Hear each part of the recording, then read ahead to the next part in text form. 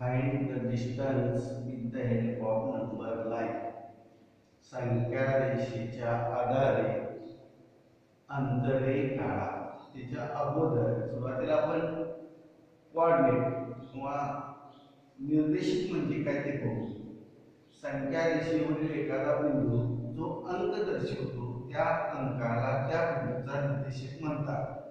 उदाहरणार्थ point A चा एक अंक दर्शवतो म्हणून ए चा निर्देशक 1. Coordinate of point A is 1. Suppose E हा बिंदू संख्या रेषेवरील 5 अंक दर्शवतो. त्यावरून ई चा निर्देशक 5 म्हणजेच coordinate of point E is 5. P हा बिंदू संख्या रेषेवरील 4 अंक दर्शवतो. त्यावरून संख्या पी चा निर्देशक 4 म्हणजेच coordinate of point P is 4. आता यामध्ये संख्या रेषेवरील आपल्या डाव्या बाजूपेक्षा उजव्या बाजूकडील निर्देशके मोठे असतात. म्हणजेच -5 पेक्षा -3 मोठे, -3 पेक्षा -1 मोठा. तसेच त्याच्या उजव्या बाजूकडचे सर्व निर्देशक मोठे असतात. कोऑर्डिनेट ऑफ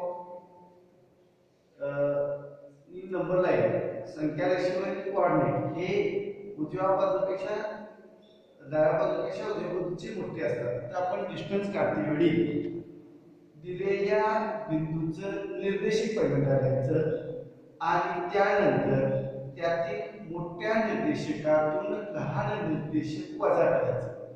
मोठ्या निर्देशकातून लहान निर्देशक वजा करायचा. यातलं पहिलं गणित आहे distance B E.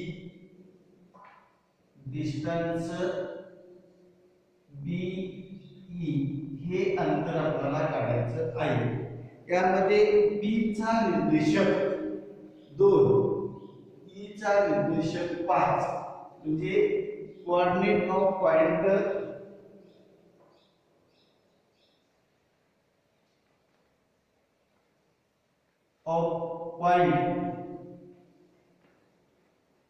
B is 2 and coordinate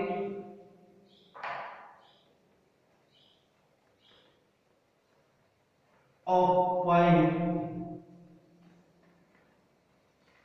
E is 5. म्हणजेच B चा निर्देशक 2 आणि B चा निर्देशक 2, E चा निर्देशक 5 यामध्ये मोठा कोऑर्डिनेट म्हणजे मोठा निर्देशक 5 आहे. 5 greater than 1 so that distance B is equal to मोठा निर्देशक पहिल्यांदा घ्यायचा 5 वजा 1 बरोबर 4.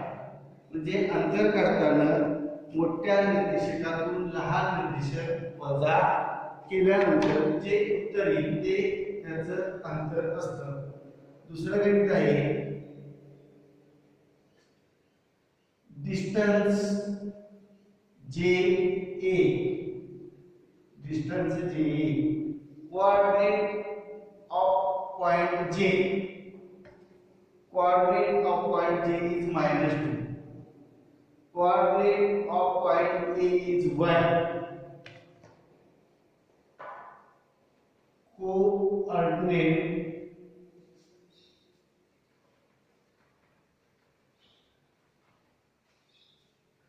of point J is -2 and coordinate of point A is A चा कोऑर्डिनेट 1 आहे. 1 1 इज ग्रेटर दॅन -2 म्हणजे 1 greater -2 so that distance JA equal पहिल्यांदा मोठा कोऑर्डिनेट घ्यायचा 1 मायनस आता इथं दुसरा जो कोऑर्डिनेट आहे तो मायनस आहे त्यामुळे याला ब्रॅकेट मध्ये टाकायचं ब्रॅकेट मध्ये टाकायचं म्हणजे कंसामध्ये -2 द्यायचं म्हणजे 1 तर कंसाच्या बाहेर वजा चिन्ह असेल तर आतलं चिन्ह बदलतं त्यामुळे 1 प्लस या मायनसचं प्लस झालं +2 इज इक्वल टू 3 अशा प्रकारे डिस्टन्स जे ए इज इक्वल टू 3 तर हे अंतर कधीही ऋण नसतं म्हणजे अंतर कधीही ऋण नाही पॉझिटिव्ह आहे ना म्हणून मोठ्या कोऑर्डिनेट मधून लहान कोऑर्डिनेट वजा करायचा आणि उत्तर येतं तर तिसरं उदाहरण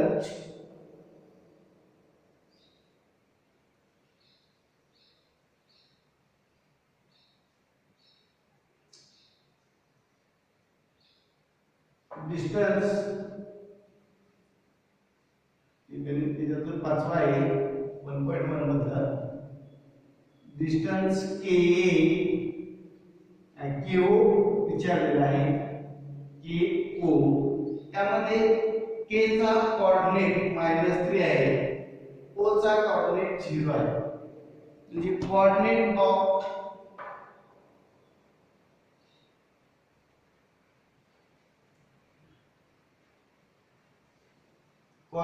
of K point K is equal to is K चा -3 and coordinate of point O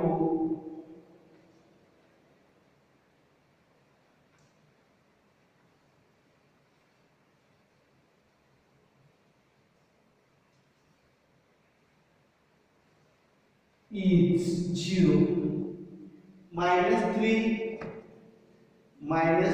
and 0 यामध्ये 0 मोठा आहे -3 लहान आहे म्हणजे डाव्या बाजूचं हे जे निर्देशक आहे ते लहान असतात उजव्या बाजूचं निर्देशक मोठा असतात त्यामुळे 0 greater than -3 so that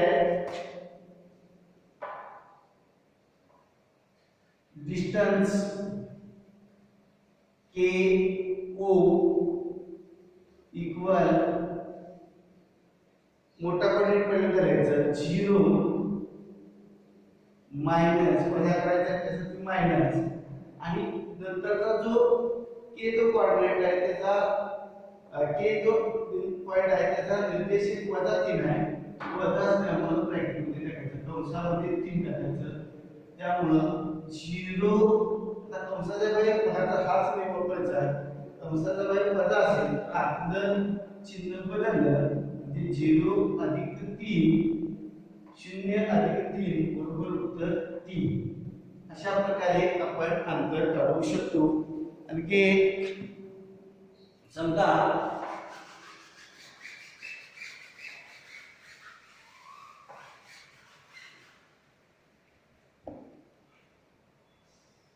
यामध्ये डिस्टन्स QH हे कसं करायचं ते पाहू आपण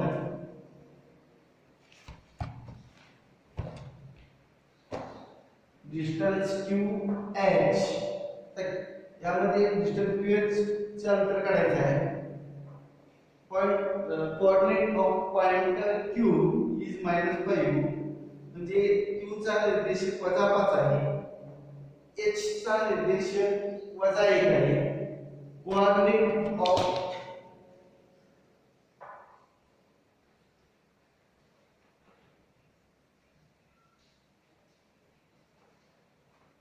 of point Q is -5 मराठीत फक्त Q चा निर्देशक -5 असंच लिहायचं. त्यानंतर coordinate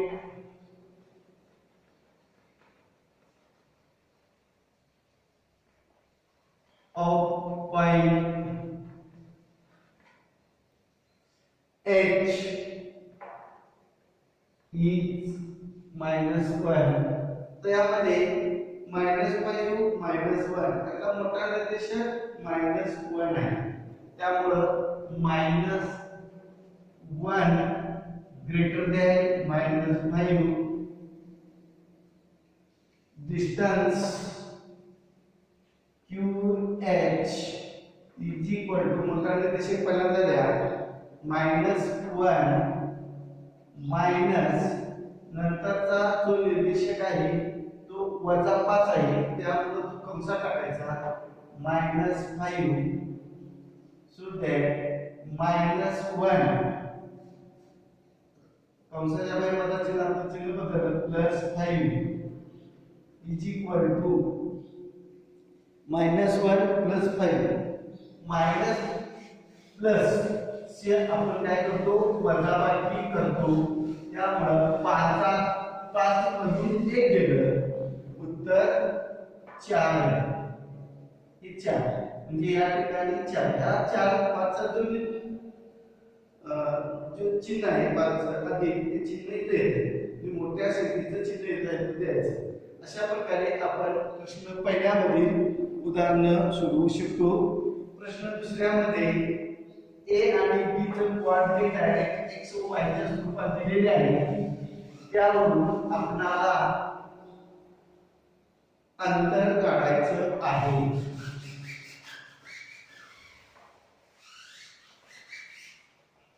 question number 2. If the coordinates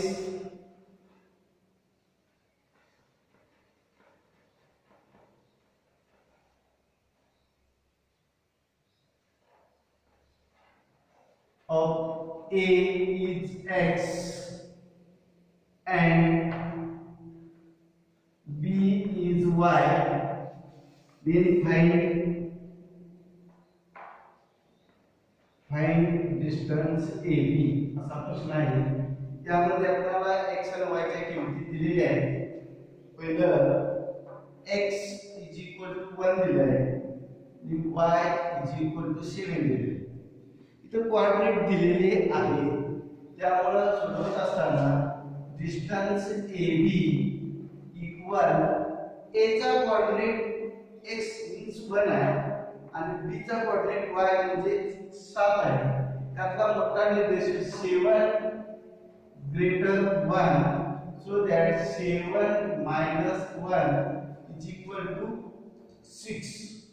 अशा प्रकारे आपण दुसरा प्रश्न सोडवू शकतो. दुसऱ्या प्रश्नामधला 5वा आणि 6वा 2021 साठी वगैरे आहे म्हणजे तो सोडवायचा नाही. त्यातलं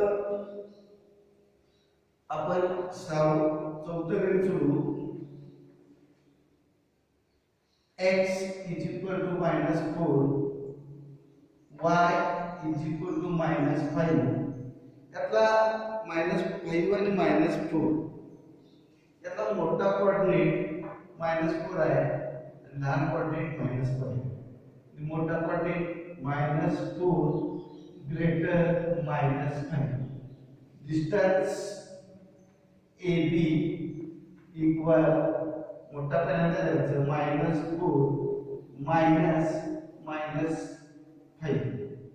so that -4 + 5 -4 + 5 is equal to 4 5 4 गेलं 1 राहील म्हणजे 1 हे त्याचं अंतर काढता येतं. अशा प्रकारे आपल्याला हा दुसरा प्रश्न सोडवता येतो. त्यानंतर तिसरा जो आहे क्वेश्चन नंबर 3.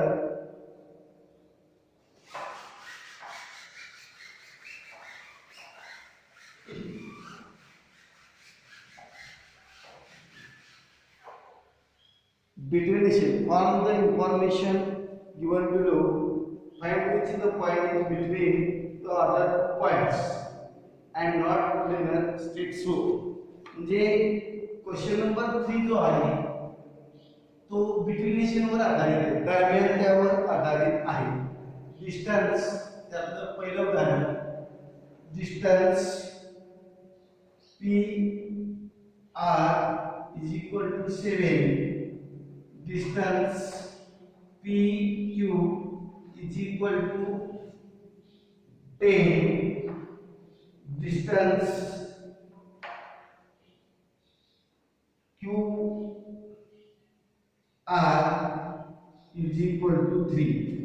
म्हणजे तिसरा प्रश्न मराठी मीडियमसाठी या ठिकाणी तुम्हाला दरम्यानचा दिलेला आहे. PQR या हे 3 बिंदू आहेत आणि त्यातलं PQ चा अंतर 10 दिलेला आहे, PR चा अंतर 7 दिलेला आहे आणि QR चा अंतर 3 दिलेला आहे. तर कोणता बिंदू कोणत्या बिंदू इतर दोन बिंदूच्या दरम्यान आहे हे विचारलेलं आहे.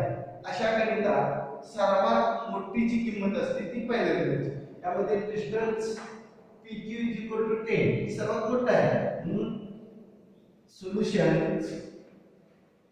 distance PQ equal 10 equation first, हे पहिले इक्वेशन द्यायचे आणि उरलेले दोन जे आहेत डिस्टन्स PR आणि डिस्टन्स QR यांची काय करायची बेरीज करायची. Distance PR plus distance QR असं द्यायचं. Distance PR plus distance QR म्हणजे या ठिकाणी आपण डाव्या बाजूला लिहिल्या PR याची डावी बाजू QR लिहिली, तर उजवी बाजू काय 7 प्लस 3 यांची बेरीज केली 7 3 10, म्हणजे distance PR plus distance QR is equal to 10. Equation second. दुसरा 1 आणि 2 चं आपण निरीक्षण केल्यानंतर उजव्या बाजूस सेम आहे, राइट हँड साइड 10 तर राइट हँड साइड 10 हे सेम आहे, उजवी बाजू सारखी आहे. म्हणून distance PQ equal distance PR plus distance QR असं आहे. म्हणजे जर या ठिकाणी इक्वेशन फर्स्ट आणि सेकंडच्या उजव्या बाजू सारख्या आल्या तर आपण अशा प्रकारे द्यायचं आहे. म्हणजे याची डावी बाजू बरोबर ही राहिलेली डावी बाजू सारखी आली, त्यावरून हा PQ च्या मध्ये Q म्हणजे जर आपण याची संख्या रेषा अशी काढली तर समजा या ठिकाणी P आहे, इथं Q आहे, राहिलेला जो पॉइंट आहे R, हा R या ठिकाणी मध्ये असणार आहे. म्हणजे PQ हे अंतर सर्वात जास्त आहे, त्यानंतर राहिलेल्या दोन PR आणि QR म्हणजे QR RQ यांची बेरीज आपल्याला आहे. म्हणून P dash R dash Q म्हणजे बिंदू R हा P आणि Q च्या दरम्यान आहे असे म्हणतात. म्हणजे जर ह्या दोन्ही इक्वल आले तर, जर समजा दोन्ही एकरूप आले नसेल तर ते दरम्यान नाही. दुसरं उदाहरण त्यातलं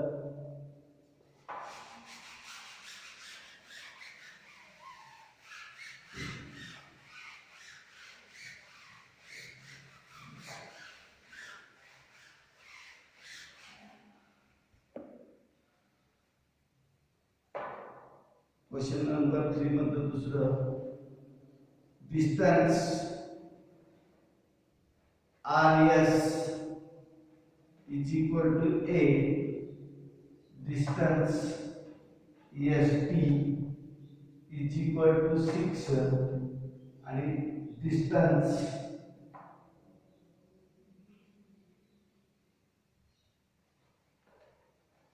rt इज इक्वल टू 4. यामध्ये सर्वात मोठं 8 आहे. RS हे 8 आहे. ते पहिलं करायचं. डिस्टन्स सोल्युशन उत्तर distance RS equal 8 equation first.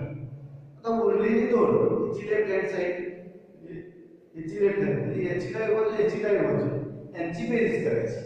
Distance st plus distance rt distance rt त्याच्यामध्ये आता उजव्या बाजूची बेरीज 6 प्लस 4 6 प्लस 4 जर उत्तर आलं 6 4 10 10 distance st plus distance rt हे इक्वेशन सेकंड आहे. आता दोन इक्वेशनच्या उजव्या बाजू जरी बघितल्या तर इथं 8 आला इथं 10 म्हणजे दोन्ही सारखं नाही. अशा वेळी distance rs is not equal to म्हणजे बरोबर नाही. Distance st plus distance rt distance rt म्हणजे हे बिंदू एक रेषीय नाही. अशा प्रकारे तर जर दोन्ही जुळले नसेल तर ती एक रेषीय बिंदू नाही असं आपण म्हणू शकतो. इथं मग अशी आपण संख्या रेषेच्या सहाय्याने आपण दाखवलं होतं संख्या रेषेवरती बिंदू, पण हे एक रेषीय बिंदू नाही. पॉइंट इथं सरळ लिहायचं. Point R S and T are not collinear points, so that point R S T are not collinear.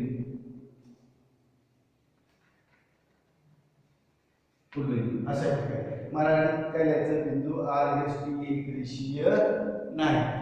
अशा प्रकारे आपण प्रश्न तिसरा सोडवू शकतो. प्रश्न तिसरा आपण सोडवू शकतो. आता चौथा प्रश्न कसा सोडवायचा ते पाहू. Question number 4.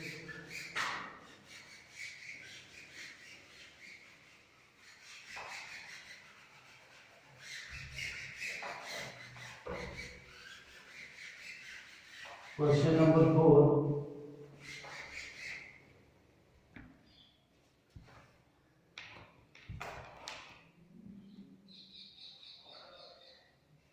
On the number line, point A, B, C, such that on number line, question number 4.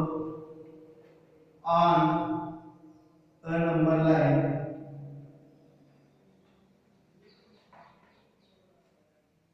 points A, B, C are such that distance AC equal 10, distance AC equal 10, distance B, distance CB is equal to 8. Find the distance AB. Considering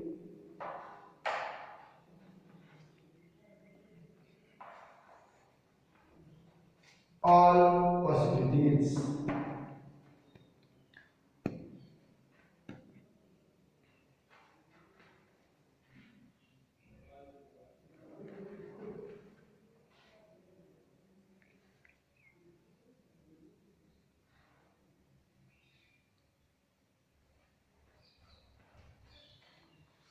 काय दिले बघा यामध्ये बिंदू A B C असे आहे. आहेत की AC बरोबर 10 आहे, BC बरोबर 8 आहे, तर AB बरोबर किती आणि सर्व शक्यता पडताळून पहा.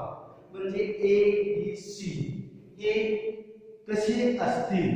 समजा पहिली पॉसिबिलिटी आपण अशी घेतली, जर